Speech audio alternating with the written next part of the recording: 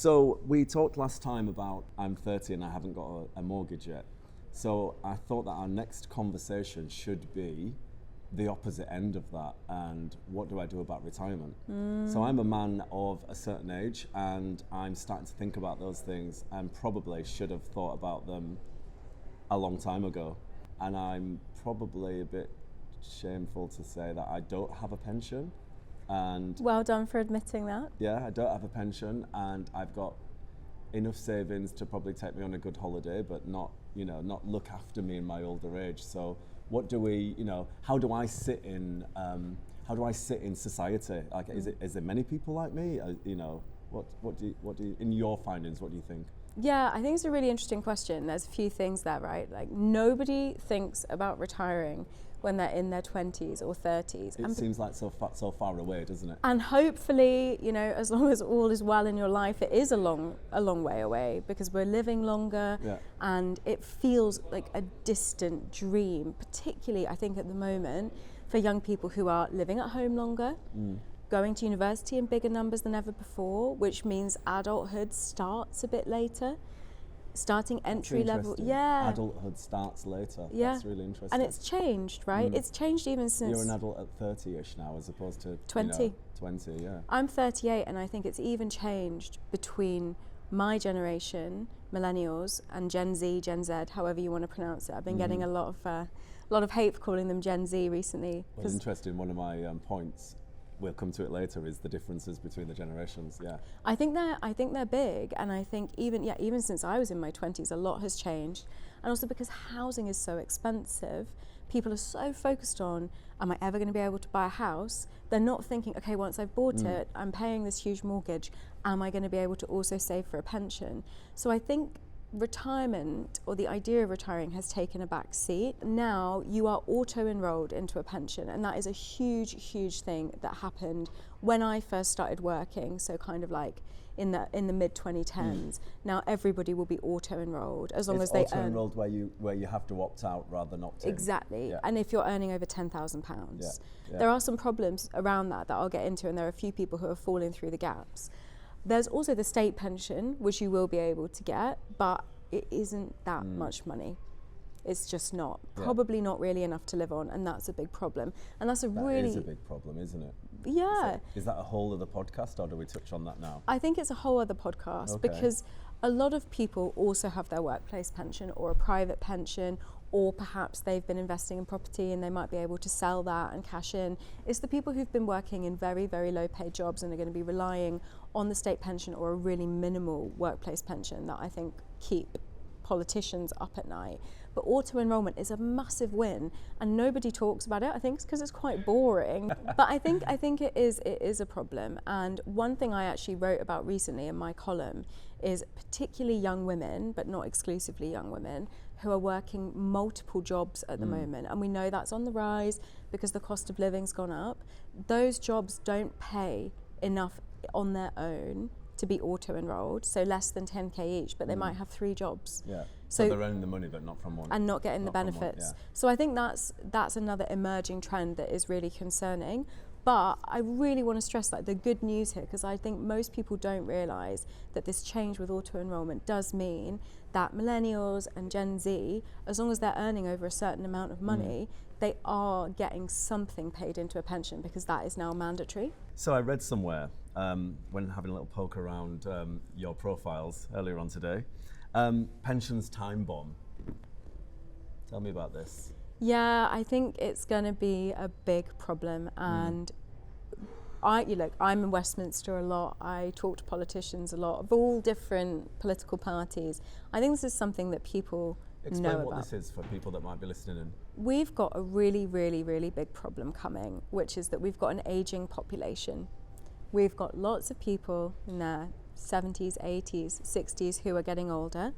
And because of all the things I was just saying about young people not getting into homes they own as young, not having children as young, we don't have as many young taxpayers. So if you look at it on a graph, the aging population is going like that. The amount of money coming in from taxes is going like that. And I think there's a real question mark about whether we're going to be able to afford the state pension for older people in years to come. And no politician wants to touch this. And you can understand why.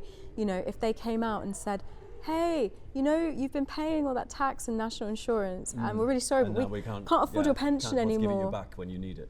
It's going to go down, like, technical term, a sack of sick. And nice. Yeah.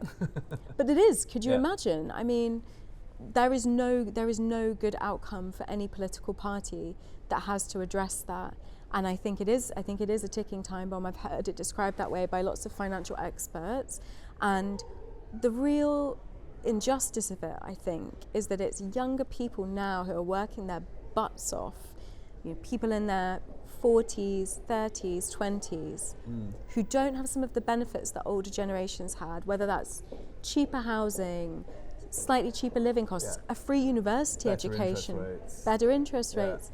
They're the ones that are going to buy schemes, pick up the help to buy, which I benefited from at my grand old age.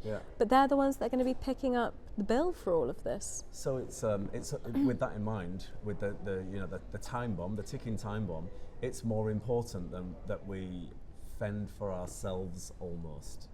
But I am also wondering whether what we might see is actually like wealth advisors becoming a bit more normal. This is another conversation I was having at a girls' dinner the other night.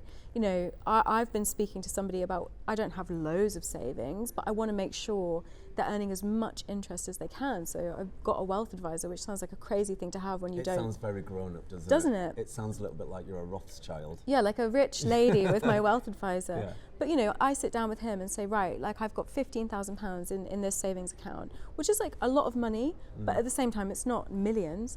What can we do to make it £60,000?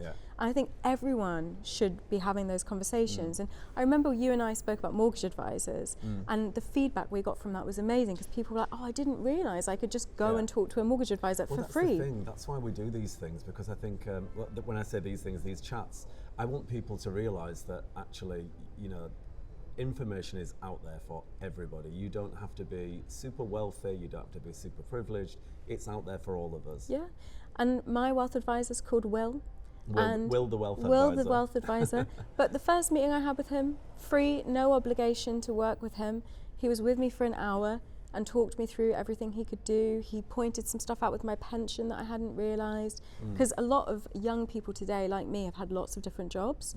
So you might have different pensions. Different pots everywhere, Right. And you can consolidate them. And he was pointing out like how I could do that and what would be the best scheme to do it in. And you know, he did all of that without asking me for any money or to sign a contract. And I think it's really a sad indictment of our education system that people don't realise that that's out there, and you can decide. Even what we're talking about now. So we're taught how to play the recorder, but not about financial planning or pensions or mortgages. We're not taught any of that, and it's probably some of the biggest decisions in your adult life. Big time, and the recorder's not going to help you. And the recorder's not going to pay your mortgage. No, and it's or not feed you when you're 75. Or fund your cruise. Well, although I don't. Unless you're really good at it. Unless you're really good at playing the recorder. What about the gender split? Let's talk about the gender split for you know, about kind of retirement pension planning. So. Again, auto-enrollment, which You're loving auto-enrollment. It's my new thing now, just telling everyone about auto-enrollment. I think that will go some way to closing what used to be called the gender pension gap, because it was really, really serious. And again, I think it's so important to try and be a bit positive at the moment, because the world feels so bleak. You know, for women, I was the first woman in my family to go to university when I went in 2006. For my mum and both of my nans, the idea of going to university was just like not even in their universe. We now have more women going to university or working in the workforce with or without a degree than we've ever had. That is an amazing thing, but we do still have a gender pay gap. It has been closing, but it still exists. And we notice, particularly when women are in their 30s, if they take time out to have a child, obviously their earnings go down. Some women's earnings don't recover, so they're paying less into their pensions. So we still do have this persistent gender pension gap, and I think we have to be talking about that. And that's why probably my girlfriends at dinner are starting to be like, oh, can I have Will the Wealth Manager's money? Because actually, if you're going to take time out to have a child, not everybody wants to have a child, but if that's something that you're going to do, what are you doing, A, to make sure that your money is working for you while you're not working? What savings have you got? What are the interest rates on those accounts? What investments do you have? You know, even having £10,000 with a wealth manager and investment fund is better than nothing. Even 5 is better than nothing. So other than auto-enroll, is there anything that the government do to try and help women? So what I'm getting from this is that a woman will have a child and she may be out of the earning, workforce for 10 years, 5 years, and her pension contributions dip, and there's nothing to cover that. There's nothing to top that up.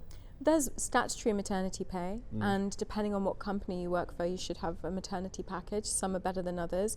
Normally full pay for a bit, then half pay depending on how long you take off. But no, we're not doing enough. It's a big conversation point, isn't it, this? It's actually deeper than we're even going to get a chance to go through on this chat.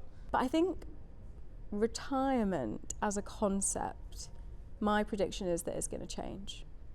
Okay, that's a bold statement. Do you want to go into that more? Yeah. In what way? Well, what we're talking about, I remember when I was a kid, if I was sick when I was supposed to be at school and my parents were at work, I'd get sent over to my nan and granddad's. And they were retired and they would be there, and I would go out in the garden with them, or I would watch daytime TV with my granddad and he'd have a nap. I don't know if when we're in our 70s, that's what life is going to look like. The age of retirement is already going up. It's forecast to keep going up. Will we be retired at 70? I'm not convinced. I hope so. Well, if you plan for and it. Not just for me, I hope as a nation, as a society, that we don't work each other to death. Yeah. And if you look at what's happening with mortgages, another trend that I've been covering a lot is that mortgages are getting longer.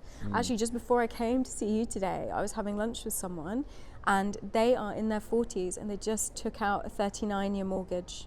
Wow. So you're 79 when you finished paying your mortgage. So this idea that you pay off your mortgage and then retire and have low living costs is no longer what's going to be happening. Do you think a lot of people in maybe an older generation, their pension was their home?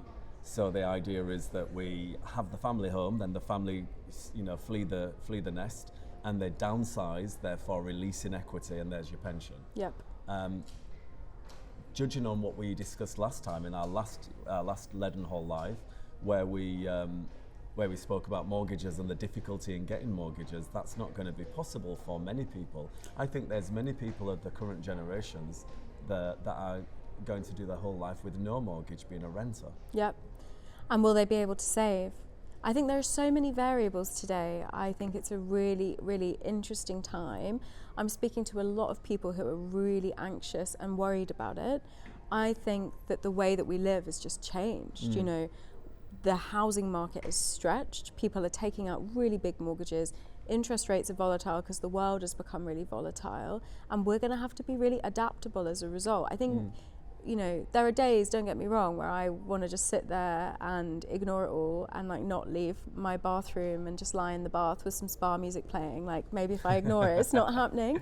But I think we also just have to find ways to be creative and adapt. And that's really difficult if you're a private renter. But the government just brought in new legislation that's going to make renting more affordable, because they're going to limit how much rents can go up by every year. That's good. And I do think that's good. I think in the next 10 years we will see that stabilise the renting market and actually the buying market as well. What about you? We talked about university. So we've got students that have now got these huge student loans. Honestly, it's... How do you save? How do you pay for your loan? How do you save? And how do you put into your pension? How do you do that? Is there any help? What do we do in this situation? This is a really pressing issue, and I don't envy the current government of Britain, because they're being hammered for the fallout of a decision that they didn't make. When I went to university, the fees were £3,000 a year. Before that, they were £1,000 a year. Before that, they were nothing. When I graduated in 2010, the fees were trebled to £9,000 a year. So we've now got more young people going to university. in some respects, that's a really good thing. In others, I think there's questions to be asked about whether the courses are actually worth the money. But that's a whole other podcast series as well. And now the average graduate has more than £50,000 worth of debt. And how long does it take them to pay that off Most of them will never pay it off. Never pay it off. And the interest rate, depending on what plan you're on, because there are different plans, so I'm going to talk about plan 2, 6%. Wow. And if you've got £70,000... That's more than my mortgage. Right, and you're paying income tax, and you're paying national insurance, and you're paying rent and or a mortgage if you're lucky. That is, again, hitting people in their 20s and 30s at a time when they need the money because they need to be saving to buy a house. If they want to have children, they're going to need the disposable income because children are really expensive for a period. And they're going to need the money to be saving for retirement. And I've written this so many times in my column. I talk to every politician who will listen to me about it. Why are we doing this to young people when they need the money? What happens when they get to 50 and they've not been saving? You know, I paid £3,000 a year. In some ways, I'm really, really lucky. Blessed, yeah. However, when I started earning like good money, sort of 2020 onwards, my student loan repayments went up to £500 a month. I'm not complaining, I'm lucky to earn the money that I earn, but for 18 months, that was £500 a month that I wasn't overpaying my mortgage, my help to buy loan, or putting into a savings account. I was servicing my student loan. I did pay off my student loan, but if I had graduated a few years later and I had one of those new loans, I might have been paying that much money a month, but still not paid off the debt. Just thinking about wrapping everything that because we've gone all over on this conversation, it's been great. What would be your golden rule, to kind of, if we were letting people listening in, a golden rule for them to follow, for want of a better word, navigating pensions, mortgages in this current climate? I think there is one thing that you have to do every day. Good, I'm glad it was one. Which is think ahead, right? Yeah. Don't panic. Don't send yourself into an anxiety spiral, but think ahead. What is my next move? That's what I'm always thinking, right? So at the moment, my thing is I have to save at least 10% of what I'm earning every month. That's not very much. I think that's an achievable goal. And I put it into an account before I do anything else, like paying my bills. Before you've even had a chance to think about what you're going to do with it, straight into an account. I would love every month for it to be more than that. Sometimes it is, sometimes it isn't. But I think set yourself that achievable baseline and it goes out of your account on payday into a savings account. You don't even see it, you don't even think about it. And obviously I'm in a position where I can afford to do that. Not everybody is. But even if it was a struggle, just think ahead. Okay, even if I'm putting £10 aside, 10%'s relative. It's better than nothing, it's right? Relative, isn't it? £1,000, £100, £10, £1. It's more than nothing. Save £10 a month, £120 a year. It's not a huge amount of money, but if I'd started doing that when I first started working at 16 years old, be a lot of money now, wouldn't it? And that's my golden rule. And I think back to when I was 16 and working in a pub, and I was like, I used to get tips and I'd bring them home in cash. What if I hadn't spent those? What if I'd been putting some of that into a bank account, even if it was a tenner every week, back when I was pulling pints. So savings, the golden rule is think ahead, save some money. Save some money. Vicky Spratt, as always, you've been amazing. Thank you so much. Oh, so nice to chat to you.